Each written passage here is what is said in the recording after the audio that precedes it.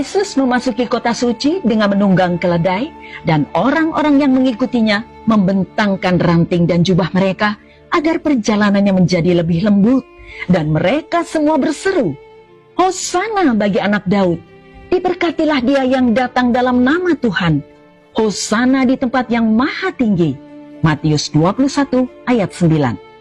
Hampir seminggu kemudian, mungkin saja sebagian dari orang-orang yang berseru, "Hosana, Hosana," kini berbalik arah dan berteriak, "Salibkan dia, salibkan dia."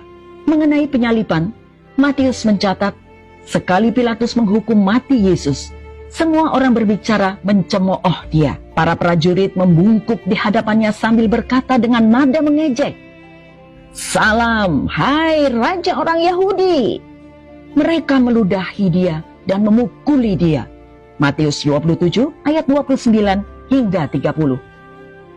Mereka yang lewat menghina dia, menantang dia untuk menyelamatkan dirinya, untuk turun dari salib jika dia adalah anak Allah. Matius 27 ayat 40. Sendiri dan mengklaim bahwa mereka akan percaya kepadanya jika dia turun dari salib. Mereka juga berkata, dia menaruh harapannya kepada Allah. Biarkan Allah melepaskan dia sekarang, jika dia adalah anak Allah. Matius 27 ayat 43. Ketika hari masih pagi, para imam kepala, tua-tua dan ahli-ahli Taurat mengadakan sidang. Mereka mengikat Yesus dan membawanya pergi, serta menyerahkannya kepada Pilatus. Markus 15 ayat 1. Orang banyak menginginkan Barabas, seorang pembunuh, untuk dibebaskan. Dan ketika Pilatus bertanya kepada orang banyak tentang Yesus, mereka berteriak, "Salibkan dia! Salibkan dia!" Markus 15 ayat 14. Di manakah orang-orang yang mengikuti dia? Di manakah mereka yang dengan antusias memuji-muji dia ketika memasuki Yerusalem hanya beberapa hari sebelumnya? Tidak adakah seseorang yang berbicara untuk dia? Tidak adakah seseorang yang mengakui dan menyetujui dia? Ya, memang ada. Seseorang yang akan berbicara dan mengakui dia. Tetapi seperti yang sering terjadi di Matius dan di seluruh kitab suci, mereka yang berbicara ini bukanlah yang kita harapkan. Sekitar tengah hari, kegelapan tidak terduga menyelimuti bumi. Ejekan itu ternyata berhenti. Tidak ada catatan Injil yang mencatat ejekan lebih lanjut setelah kegelapan turun. Yesus menyerahkan nyawanya. Matius 27 ayat 45 hingga 51. Mulai dari jam 12, kegelapan meliputi seluruh daerah itu sampai jam 3. Kira-kira jam 3, berserulah Yesus dengan suara nyaring, "Eli, Eli, lama sabatani." Artinya, "Allahku, ya Allahku, mengapa engkau meninggalkan aku?" Mendengar itu, beberapa orang yang berdiri di situ berkata, "Ia memanggil Elia." Dan segeralah datang seorang dari mereka. Ia mengambil bunga karang, mencelupkannya ke dalam anggur asam, lalu mencucukkannya pada sebatang buluh dan memberi Yesus minum. Tetapi orang-orang lain berkata, "Jangan, baiklah kita lihat, apakah Elia datang untuk menyelamatkan dia?" Yesus berseru pula dengan suara nyaring, lalu menyerahkan nyawanya. Dan lihatlah, tabir bait suci terbelah dua dari atas sampai ke bawah, dan terjadilah gempa bumi, dan bukit-bukit batu terbelah. Dan kemudian seseorang angkat bicara. Orang ini berbicara bagi Yesus. Kepala pasukan dan prajurit-prajuritnya yang menjaga Yesus menjadi sangat takut ketika mereka melihat gempa bumi dan apa yang telah terjadi. Lalu berkata, "Sungguh, ia ini adalah anak Allah." Matius 27 ayat 54. Orang-orang yang telah memakukan Yesus di kayu salib, orang-orang yang bertanggung jawab memastikan kematiannya, mungkin orang-orang yang meludahi dan memukulinya beberapa jam sebelumnya, sekarang melihat apa yang tidak dapat dilihat oleh para pemimpin agama.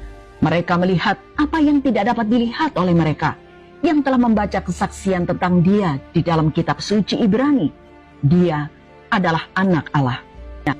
sekarang melihat apa yang tidak dapat dilihat oleh para pemimpin agama.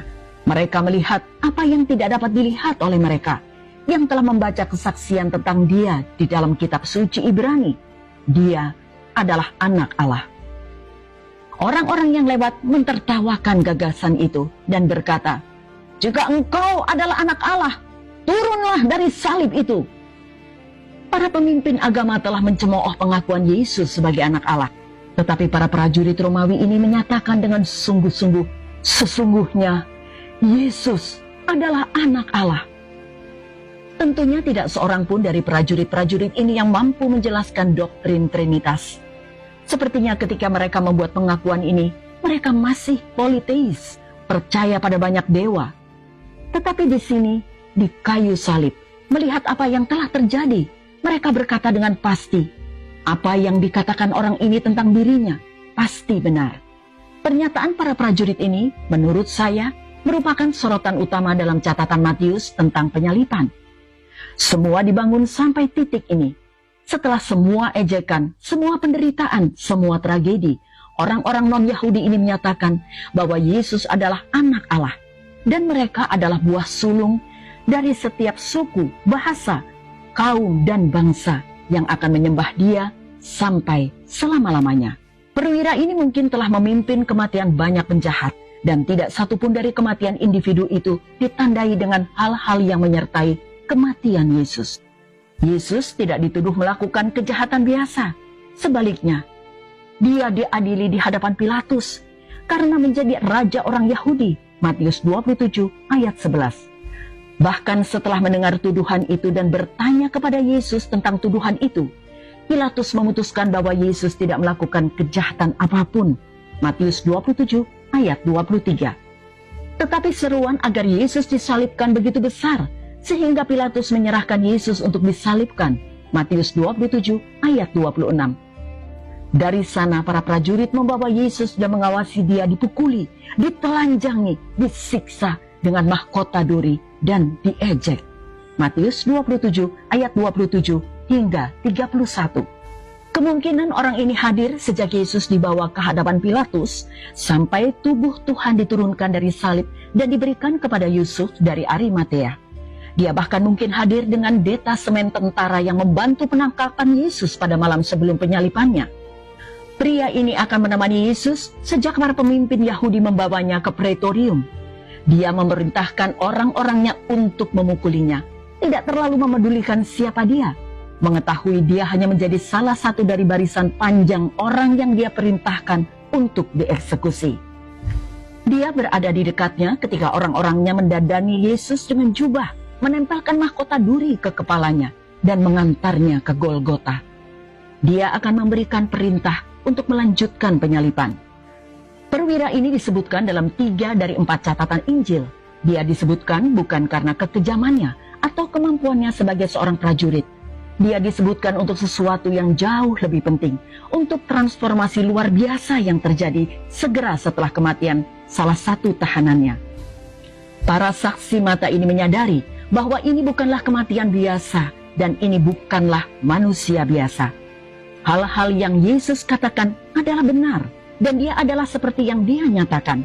Sungguh luar biasa bahwa perwira itu mengenali identitas Yesus yang sebenarnya.